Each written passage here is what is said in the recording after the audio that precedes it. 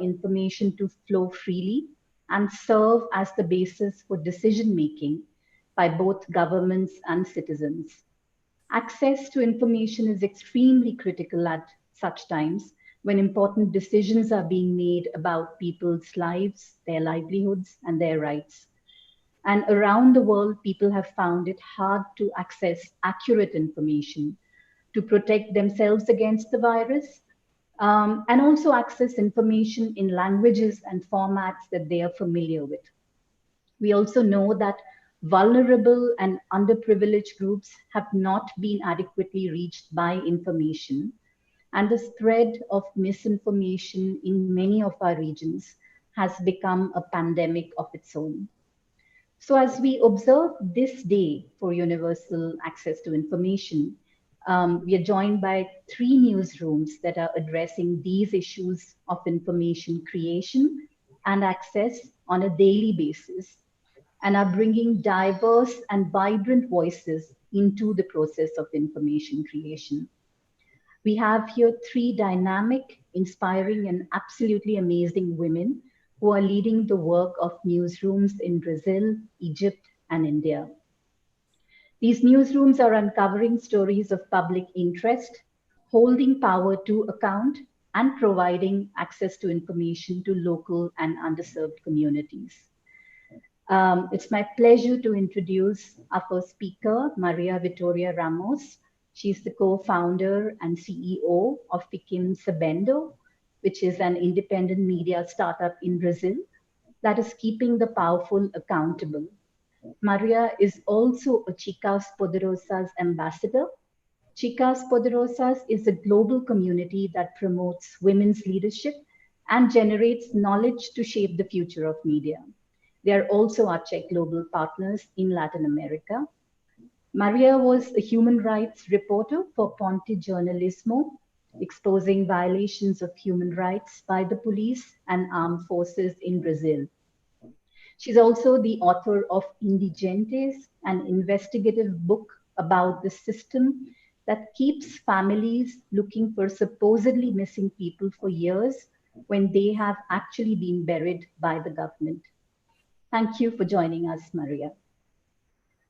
We are also very happy to have here Nora Younis, who's the founder and chief editor of Manassa, an independent news outlet in Egypt. Nora is a rights advocate and has worked as a journalist for 15 years. She founded Manassa in 2015 and was recently at the receiving end of the government clamping down on news organizations, and was detained in the name of running a news website without an operating license. Since 2017, access to the Manassa website has been blocked in Egypt, along with some 500 other websites. Manassa has submitted all the documents needed for a license to the authorities in Egypt in 2018, but never received a reply. Thank you, Nora. It's an honor to have you here with us today. And finally, I'm very happy to introduce Disha Mullick, who's the CEO of Chambal Media, a company that produces media for rural audiences with a rural feminist voice. Chambal Media runs the iconic news brand Khabar Lahariya, where women from remote villages of North India are trained to be professional journalists and produce local news in their languages and from their unique perspective. Disha has worked in publishing and as a journalist before her journey with Khabar Lahariya. She enjoys traveling to far-flung locations, reporting and writing, and imagining how a small and radical media house can change the world. I've had the good fortune of working with Disha for several years as part of Khabar Lahariya, and I'm really thrilled to welcome here with us today. Welcome, Disha. A couple housekeeping rules before I hand over to the speakers here. We are very grateful that so many of you have decided to join us. The event is currently also being live streamed on Twitter, YouTube, and Facebook. As this is a 1-hour event, this is designed as a conversation with the 3 speakers.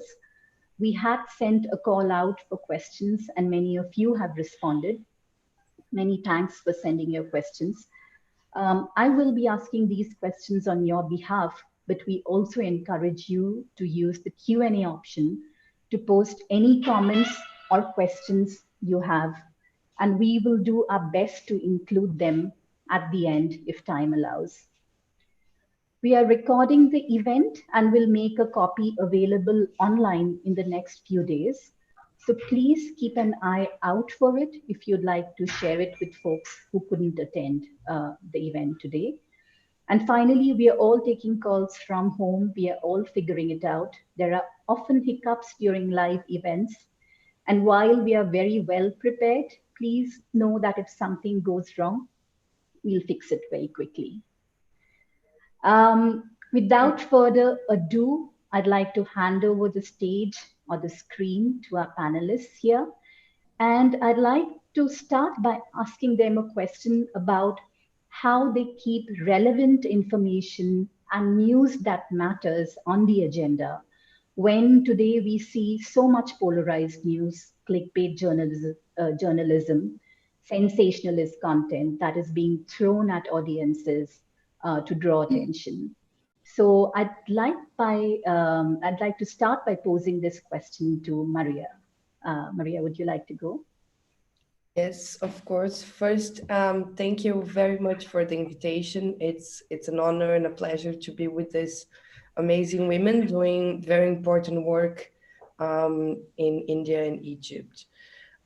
So Fiquem Sabendo works, we work on the front lines producing news stories, but we also work on the background by providing big news outlets and small local journalistic initiatives with unique data sets and documents that we battle with the Brazilian government. We release them and then we spread them so that every journalist and newsrooms can use them. Also, our website and everything we do is licensed under Creative Commons, which means that anyone can reuse what we do, even for commercial purposes.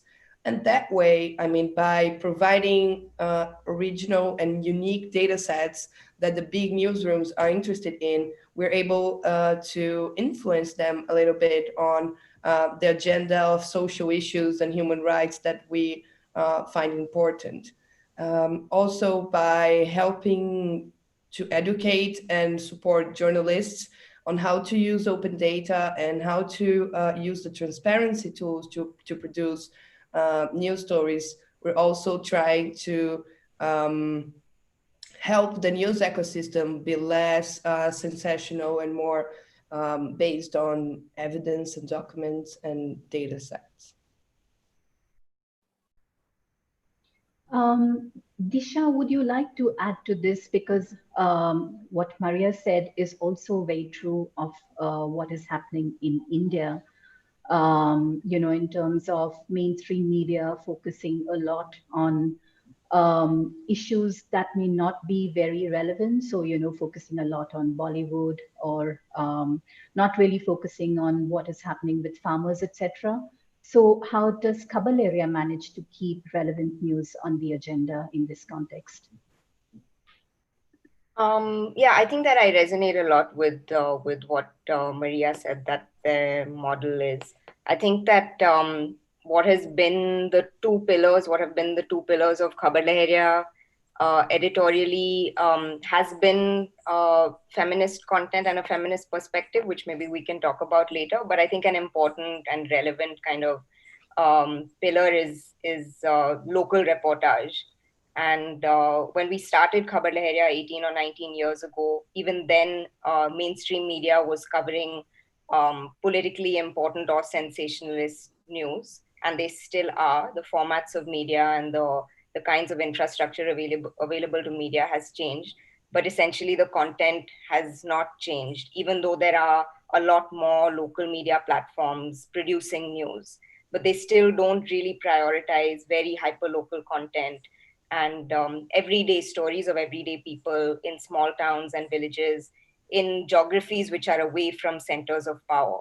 So I think that what Khabar Lahariya has been doing, which is a core part of the brand, and which I think that we've made kind of front and center as we've gone digital as well, is the importance of having local reporters on the ground to be actually fact checking, actually going into villages and small towns, actually speaking to people, which always has been low on the priority of mainstream media. But as media budgets have been slashed all across the world over the last 5 or 7 years, and especially in the last couple of years, there are very few platforms that actually have people on the ground to cover news. And so a lot of the relevance and a lot of the credibility of Khabar Lahariya's news comes from the fact that there are women on the ground covering stories in a way that mainstream media is not. Yeah, thanks. Nora, I'd like to ask you the same question, and also because you talked about the context of Egypt, where there is an incredible lack of information, and most media, whether it's private or government owned, are now becoming mouthpieces for the current regime. And the coverage is almost identical. And there's very little investment in or time spent on ground reporting. And therefore, there's a lot of false news, misleading news flooding the internet. And government people are not available to provide information, or they just don't speak. So in what ways can newsrooms like Manassa counter this? And in what ways are you being able to create a model of trusted journalism? Thank you very much. Actually, yeah, what you said is all true. Part of it is that we protect ourselves from falling into this clickbait competition. We don't see ourselves as like competing on how much traffic did we achieve on Alexa. We never look at Alexa. We never look at our ranking, because we know that we work in a completely different way and we target actually a different audience. So this, in a great sense, affects how we work. Manassa is an Arabic word for the platform. Our website works in a way that anyone can create an account online from anywhere, whether in Egypt or in other Arab countries, and they can submit stories directly to the editors. The editors work, we are such a very small team, all the editorial team in Manassa is about 6 people. So we work with the people who submitted the stories. They could be freelance, prominent journalists, or they can just be citizen journalists.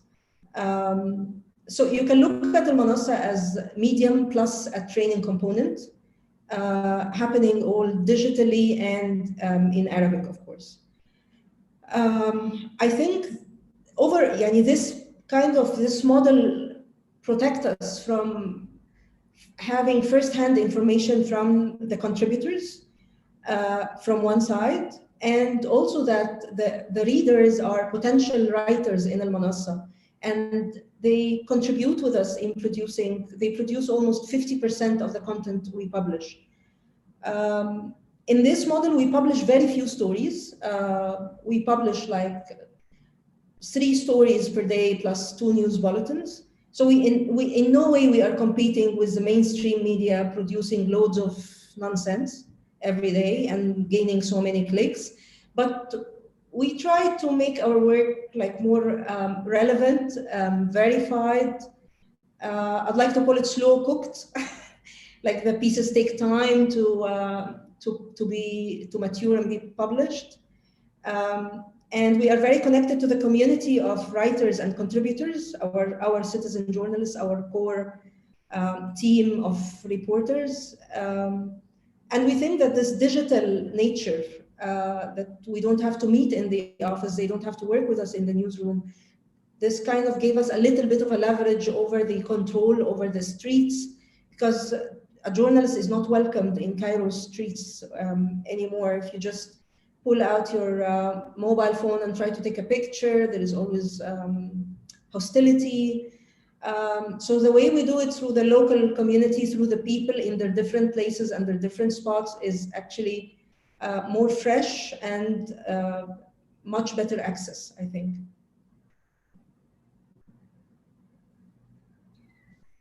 Thanks. I think this also brings us to the question about social media. We talked a little bit about mainstream media and how newsrooms like Manassa and Fiquem Sabendo, Khabar Lahariya are not replicating what mainstream media is doing. But I'd like to know about social media and social media platforms. What kind of role are these platforms playing and in relation to access to information? And do you think in your countries and your context, social media has enhanced access to information? Or are there ways in which these platforms have hindered access to information for people? Maria, would you like to start?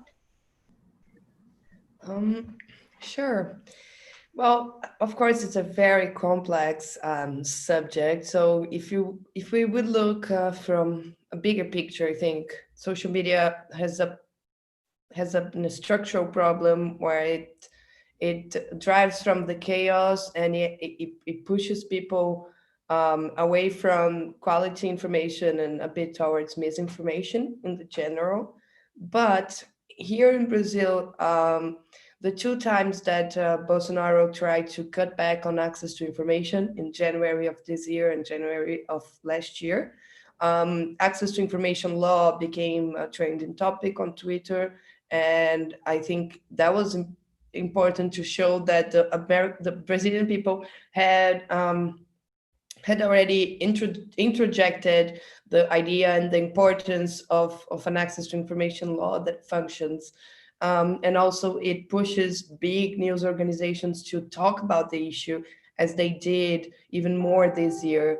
And I believe it's because social media showed that this was a matter of for everybody to be concerned about. And talking about the last question on trustworthy, and for every story we publish, or every newsletter we send out, we include the original data set or document that the government provided us. So even if the audience and social media are not willing to check, the knowledge that is there and that it could be checked creates a lot of trust, I think. Thanks. Nora, in your context, how has social media helped or hindered the work that you're doing? And also in a context where the website is blocked, has social media been the platform where you've been able to share news and information and voice concerns? Yeah, thank you very much for bringing this up. In the beginning, social media was very helpful, I think. It was open, it was the digital space where everybody will meet and talk. But recently, it's plagued by two things. The algorithm on one side, especially on Facebook, and the government control on the other side. So for us, for example, Manassa's domain name is blocked in Egypt. This means that anybody who's finding our news in direct search on Google or anywhere, he will get a link that doesn't work, basically, because the first thing that will come to him is almanassa.com, and this is basically blocked in Egypt. The way we cope with this blockage is using subdomains. And the subdomains don't appear as strongly on search engines. So our social media arm is actually our main bridge to connect to our readers. So from one side, we are reliant on social media. We're not very happy with it. We struggle a lot with the algorithm and the rules and the policies that are sometimes like crazy, and the machines that do implement those policies. But on the other side, also, we are aware that social media is being targeted in Egypt and criminalized. It is also plagued by robots and electronic flies and fake accounts for both sides, for the opposition, the radical opposition, and for the regime. So the citizen seeking information is actually lost in between all this madness. But at the same time, I mean, we should not forget that the cybercrime law recently introduced in Egypt criminalizes anyone who has more than 5,000 followers on any network of any kind. For publishing what everyone would say this is normal, but the regime considers as unethical, harming the values of the Egyptian family, national security, and many actually social media influencers, especially women, were criminalized recently for posts that would be seen as by the regime yani, as immoral. So it's like a paradox. So social media is like a place you want to defend and improve and make open for everyone, but at the same time, free expression is banned and it's plagued with misinformation and control on the other side. Yeah. Disha, would you like to add to this in terms of what you're seeing in India and the context of Khabar Lahariya being present on Facebook and Twitter and other social media platforms? Do you see similarities? Yeah, I mean, I think that it's quite a crazy dystopic world in all kinds of contexts. But working as media practitioners, it really feels like um, a scary place to be running kind of independent or radical organizations. And I think very similar to what Nora was saying in terms of the national context, but also in terms of the context of the organization, we were able to pivot or even survive at Khabar Lahariya because of social media. I mean, because we were not being able to stay afloat as a small newspaper in a rural area.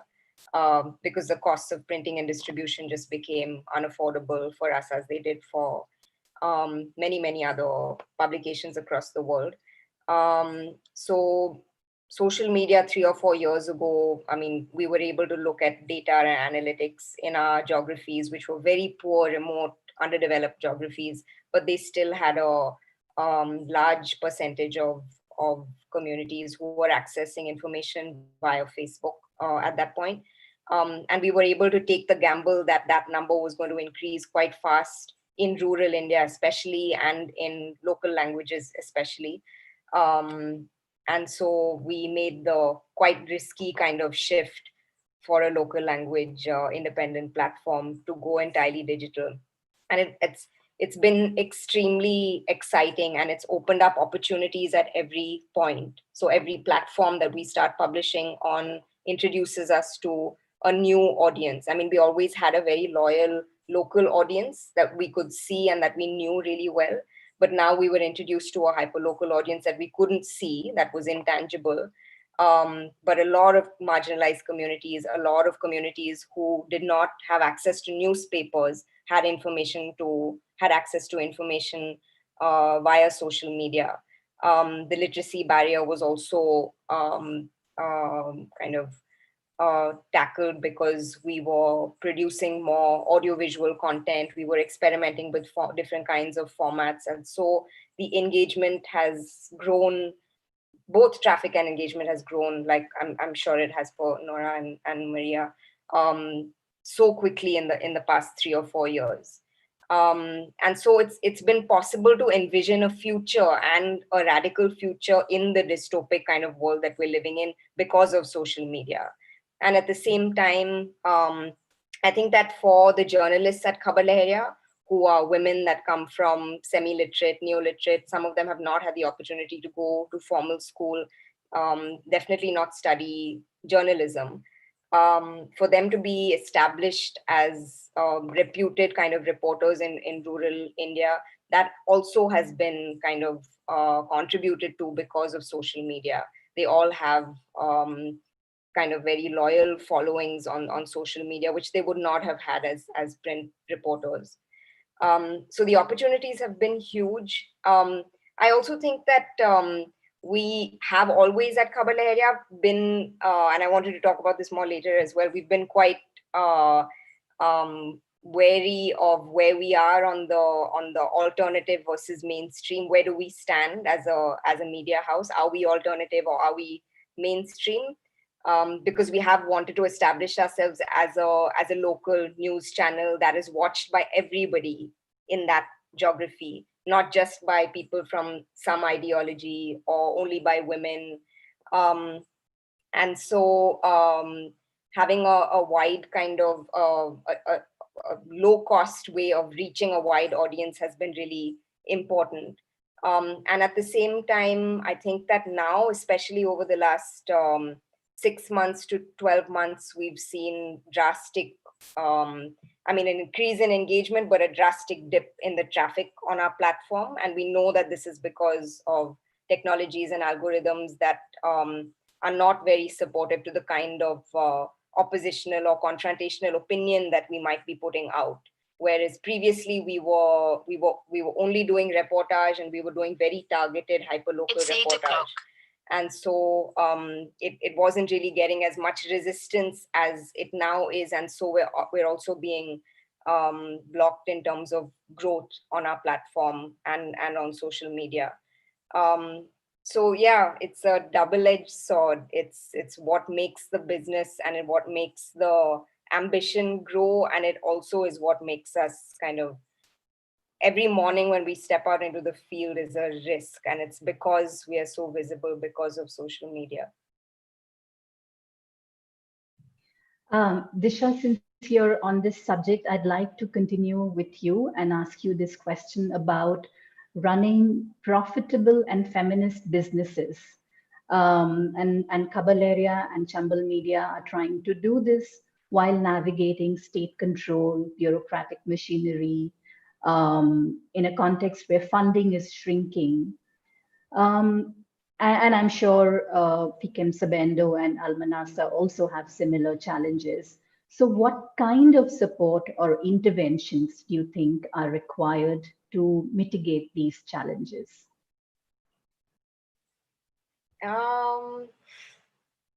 I think that collaboration and networking and partnerships is the kind of support that one looks at. I think that the business model is kind of predicated on the fact that we have a very local, loyal following. And when you have an audience that is kind of committed and is invested in you, then that's a strong foundation for a business to grow. And I think that Khabar Lahariya has been able to think about even oppositional or even radical reporting because it has a strong foundation in the local audience. But the thing is that the local audience is not a highly consuming, rich audience who's going to pay either a subscription for digital media content when there is so much digital content already available. Whether that's fake or not fake is not really an issue. But they're unlikely to pay. And so how is this model going to survive? And that's been the question that I think has stimulated us, and maybe it's what has driven us through really difficult times of reporting, because politically and economically it's a really difficult time to run an independent platform. But finding the kinds of stories that will that can be amplified, the kind of stories that speak not only to the hyperlocal audience but also may speak to Nora's context, speak to Maria's context, speak to other regions in India where there's similar developmental or political kinds of issues where voices of the marginalized are not really being reported on TV channels or in the newspaper. So identifying those stories, thinking about formats that those stories can be creatively translated for other audiences, and then finding either like-minded or even partners or collaborators who find value in amplifying these kinds of stories. Because in a sense, what we're saying about the importance of having feet on the ground and having fact-based, old-fashioned reporting, access to that kind of reporting, I think that's valued, like Maria said as well, by mainstream channels, by large media houses in India. So we have looked at at support or collaboration or partnerships by larger local media, larger English urban platforms, and also international platforms who see value in this kind of reporting. So, I mean, profitable is also it's a dream, I think. But I think that that's the challenge that also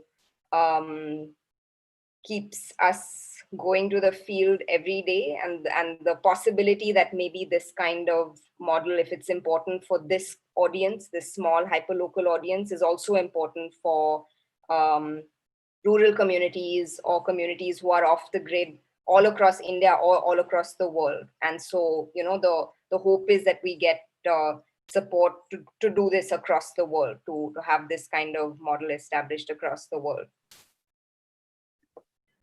Yeah.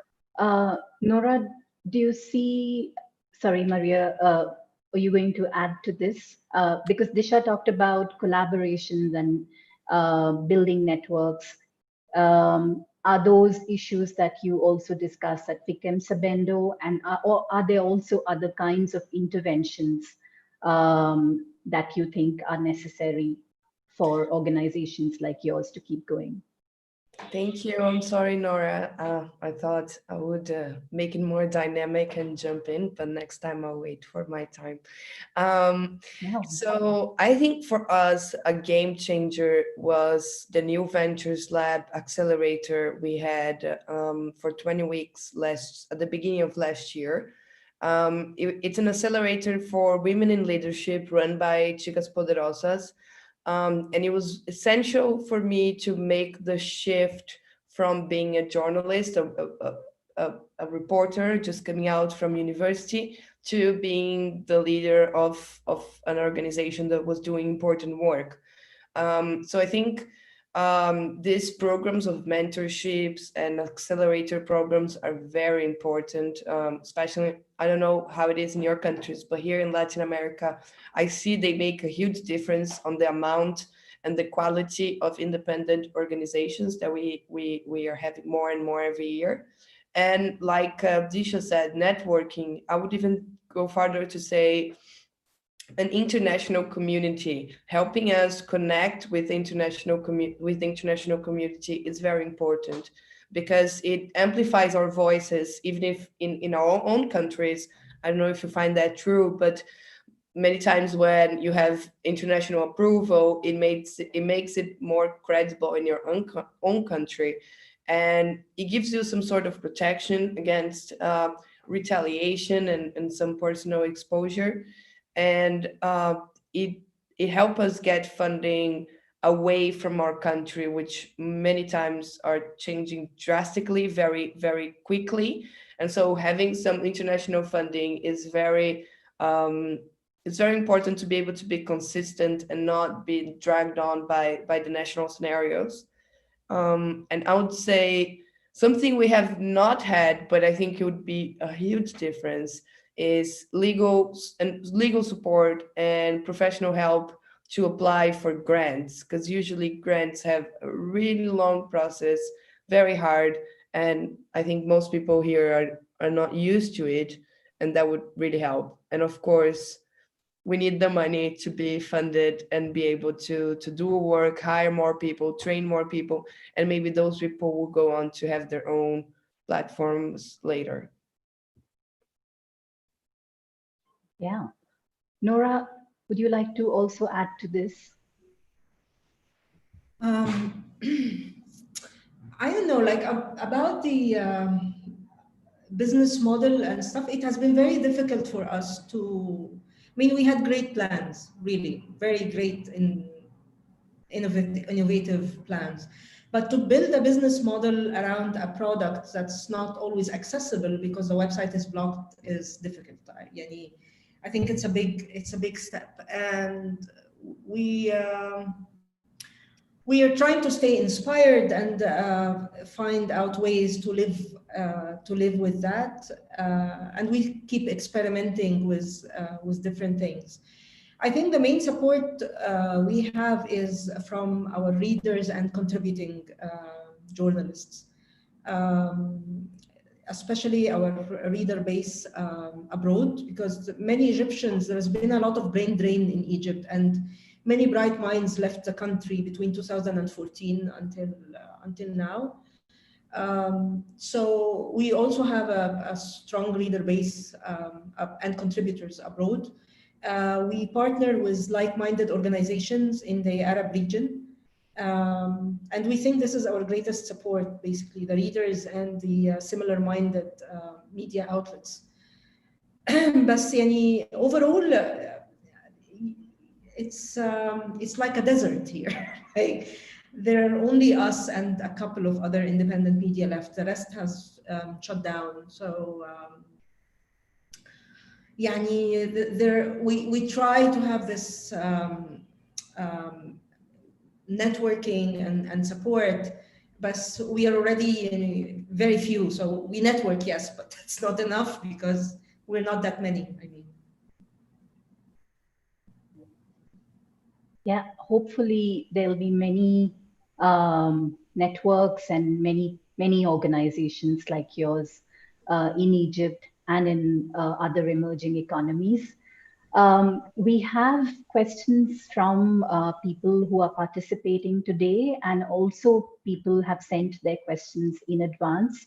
So I'd like to start by asking a question that has been shared by Mariam Chaudhry, and she runs an independent newsroom in Pakistan, which is called The Current.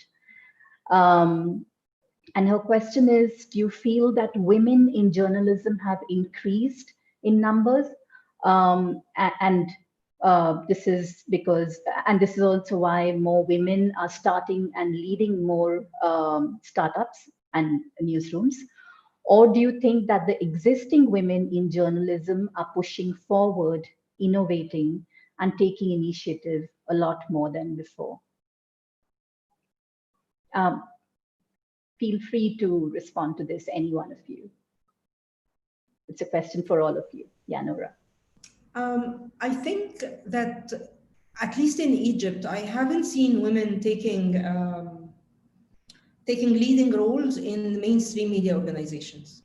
I mean, we watch the scene, nothing has changed. It's still a male-dominated newsrooms everywhere, whether it's print, online, or TV. I think the room that gave space to women in journalism was more like having the emergence of independent media.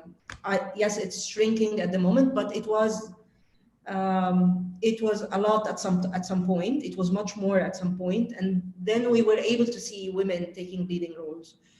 And also, not just basically media, but also women have formed sort of informal collectives that also take care of verifying and publishing in other forums, not necessarily a media startup.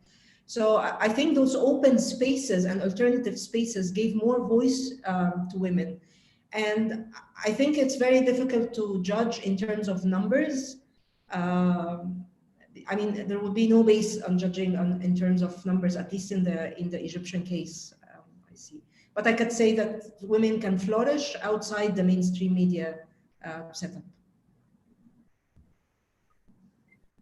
A question related to this, and Disha, if you'd like to answer this, is that what are some of the ways in which you have been able to ensure diversity and plurality in your organizations? And Disha, I saw that the Chambal Media news site says that diversity is in our DNA. So how has that been possible?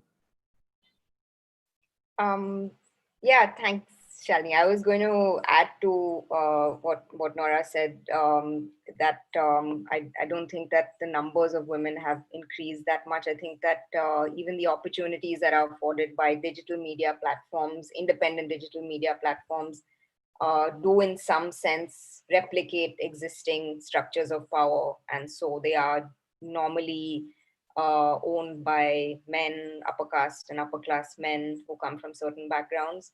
there is an opportunity for democratizing that. And I think that there are some changes, but more or less the voices that we hear in the media are still a certain kind of voice. I think that the voices of women or marginalized communities from outside of the cities is still really, really poor. And women for sure. I think that in 18 or 20 years of working in a remote rural area in North India, we haven't really seen any change in the numbers of women who are coming out and working as journalists. It's still really, really difficult to be a reporter and a woman. There are very few kind of organizational affiliations that you would be able to get. I mean, like women in urban centers now would be likely to get maybe more full-time or even retainer positions with media platforms. But outside of big cities and maybe outside of even the English-speaking media, you wouldn't be able to get a full-time or a salaried position as a journalist, which makes the rationale for doing this kind of difficult and non-normative kind of work where you're out at all times and you're pushing all kinds of structures of power, questioning all kinds of authorities, makes it very, very unrealistic for women to take that risk and to do it. And now additionally with, political and other kinds of pressures, it's a really high risk job for women. And then I also think that in order to run a newsroom that does employ only women, that tries to privilege women who come from certain kinds of communities and castes, is a high investment for a newsroom to make. And when resources are fairly difficult to get, then how do you sustain that kind of investment? Because you can hire and you can train women, but the process of retaining women, especially outside of cities where there aren't a lot of networks of support and there's high risk, is an everyday kind of activity. So the training and the mentoring and checking if people are okay, checking what people need, is an everyday kind of a kind of work that the newsroom does, in addition to all the really difficult work of reporting and sustaining that reporting. So it's a huge commitment for the organization to make, to ensure that there are certain kinds of voices that will be represented or will run the newsroom. So it's part of what we do. It's one of the pillars of what Khabar Lahariya does. But I know that it's really difficult, even if women would want to have diverse feminist newsrooms, sustaining that is really challenging. Yeah. We have another question from someone who's part of the webinar today. And Maria, if you would like to answer this question about fake news. So the question is that there is a lot of fake news and harmful content that is circulating these days. In your experience, are you able to identify the sources of fake news? And if yes, have you done any analysis on the sources? So we don't work with fact checking. So we're not looking to identify fake news nor the sources of it. There are some very competent people doing that, but our whole regarding misinformation is providing the real and quality true information so that reporters can contradict that with the misinformation being spread. We don't work to try to stop that network. That's another, there'll be another department, as we would say. Yeah, and in a context, Maria, where when the pandemic was at its peak, there was a time when accurate information related to the number of people that were infected was not available. The government suddenly made the tracker, the COVID-19 tracker was taken offline. So in that context, and that's also a context that can lead to a lot of misleading information spreading, how does Fiquem Sabendo address that kind of gap in information? Yeah, so that part about the COVID cases has been a big problem even before they cut back on the very poor job they were doing already. So from the beginning of the pandemic, one civil organization, very small at the time, run by one person now with 40 volunteers, was responsible to do this huge work of getting all the PDFs that each city of 5,800 cities were publishing with their cases and turning that into a dynamic the data set that could be used. From the beginning, they had to do that. It's called Brazil.io. They do that with volunteers. And with Fiquem Sabendo, we were always looking at other issues. For example, for the pandemic, the government canceled some of the procedures needed to buy materials, to buy services, and therefore opening up a whole lot of space for corruption and mismanagement of the resources. So we've been keen on knocking on the health ministry and saying, talking about their transparency with their contracts and requesting the integrity of all the contracts. We're also fiscalizing, overseeing how the Ministry of Health is holding on test kits, like millions of test kits that are not being distributed, even though they are in the hands of the Ministry of Health. We are working on like all the things that go around the cases and the death itself. We've been working on either to get the information out or to work with or fight with the government to get the information that is not being released out. And we do that with hundreds of FOIA requests, with how to call that in English? Not complaints, but a complaint to the Federal Ombudsman's Office and to the Federal Audit and Supervisory Court. And if all of the executive branches alternatives don't work, we go to the justice branch to fight with the government. Great.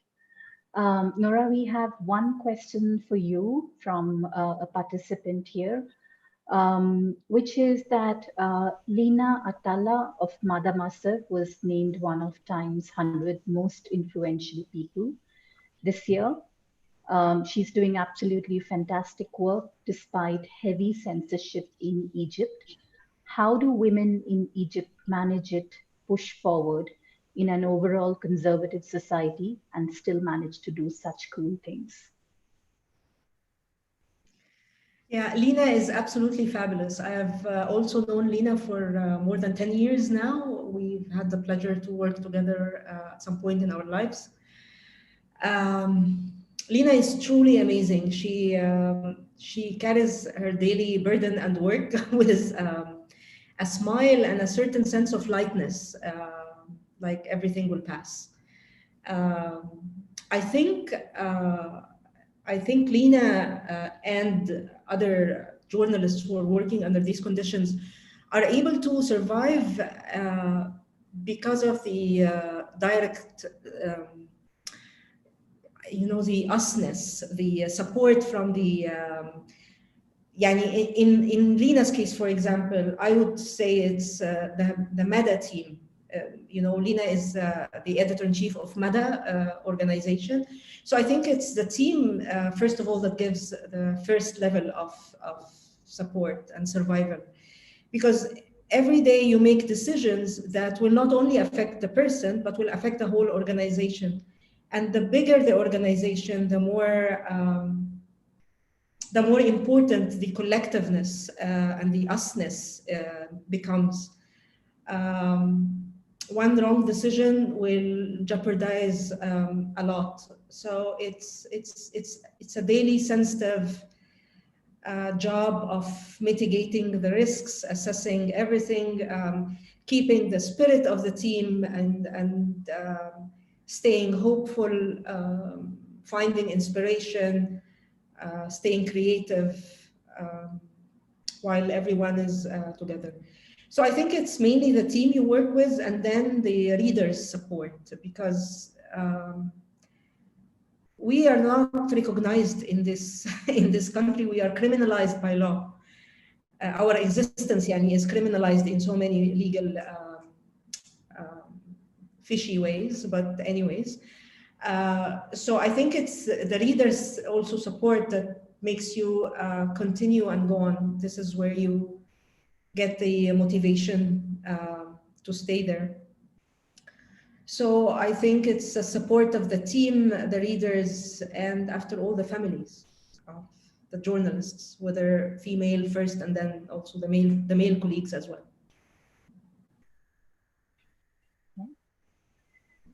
We have one more question, which is about independent media and the challenges faced by independent media. You all talked about some of those challenges. But this question, this person also wants to know, have you ever been able to challenge another news agency that is spreading hate or false information or fake news in your country? Yeah, we do this from time to time, but we don't get a response and nothing happens. That's the problem. But we keep pointing fingers. We keep saying that this was unethical reporting. And before we publish anything, we contact the organization, we contact the head of the organization and seek feedback. But eventually we don't get responses. And even after we expose and publish, there is no accountability, basically. Yeah, I guess that's true of many other regions as well. When you point out that there's something wrong with their reportage, there might not be a response to that. We have very little time, 5 minutes before we wrap up, and I wanted all three of you to say what can be done to have more women in media and create a network of women entrepreneurs in media. This is also a question from people participating, but it will be great to hear from you what you think about this.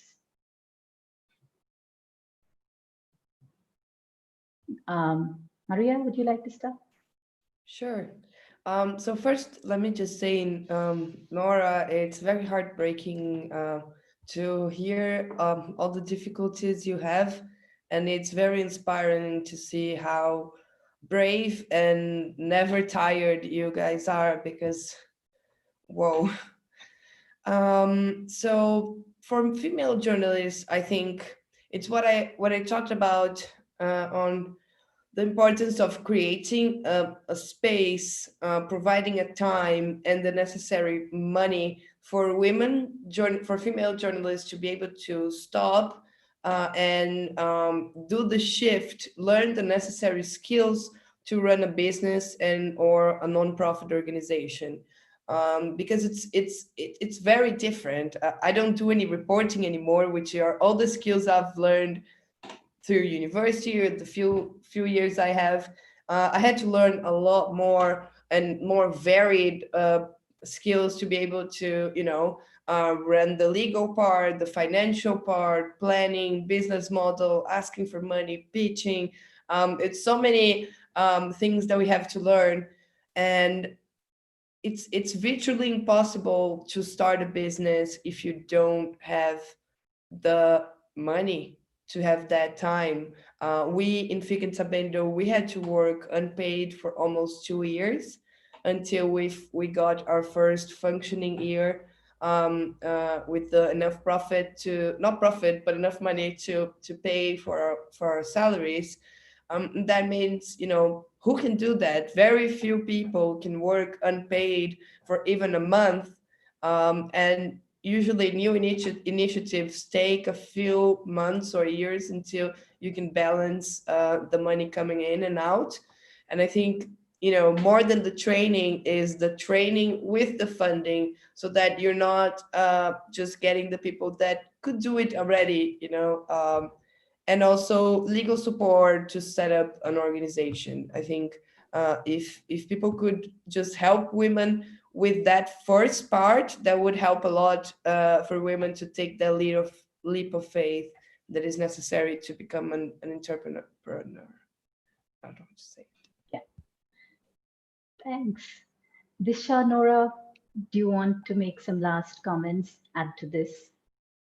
Yeah, I really wanted to reach out and give Nora and Maria a big hug, because there's just so much that resonates across the continents and miles about the extreme exhaustion and the non-stopness of the work on all fronts. I feel like the last 6 or 8 months with the pandemic has kind of maybe split the whole wide world open. But I definitely think that in our micro worlds, our organizations, being so far away from each other has been really, really difficult. And so managing to strategize editorially and in terms of the business, as well as dealing with personal kinds of issues. We've lost old and close team members to various illnesses, to suicide.